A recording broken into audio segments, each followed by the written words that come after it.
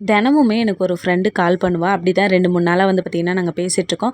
பேசிகிட்ருக்கும்போது எங்கள் மாமியார், எங்கள் வீட்டுக்காரர் யாராவது என்ன கூப்பிட்டாங்கன்னா, நான் டக்குன்னு வந்து மலையாளத்தில பேச வேண்டியது இருக்கும். அப்படி பேசும்போது அவளுக்கும் இன்ட்ரெஸ்ட்டாக இருக்குது. எனக்கும் மலையாளம் சொல்லிக் கொடு அப்படின்னு சொல்லிட்டு, அவளுக்கு நான் சொல்லிக் கொடுத்த ஒரு வார்த்தை வந்து பார்த்திங்கன்னா, என்னோட பேர்லேயே பாதி எழுத்து இருக்குது. அப்படி மதின்னு சொன்னா இங்கே கேரளாவில வந்து பார்த்திங்கன்னா, போதும்னு அர்த்தம் அப்படின்னு சொல்லியிருந்தேன். அதுக்காகவே அந்த ஒரு வார்த்தைய மட்டும் அவள் கரெக்ட்டா வந்து ஞாபகம் வச்சுட்ருக்கா.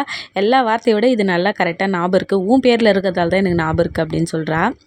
இது எல்லாத்தையும் தாண்டி சரி மலையாளம் சொல்லிக் கொடுக்கலான்னு போய் கடைசியில் வந்து பார்த்திங்கன்னா ஸ்கூலில் படித்த லாங்குவேஜ் வந்து புதுசாக வந்துருச்சு. அதாவது ஐனந்த பைனாஷா அட்லத்த பட்லாஷன் ஸ்கூல் படிக்கும்போது பேசிகிட்டு இருந்தோம். அந்த லாங்குவேஜ் வந்து பார்த்திங்கன்னா இப்போ புதுசாக தொடங்கி 2, 3 நாளாகவே பேசிகிட்ருக்கோம். சிரிப்பு தாங்க முடியல.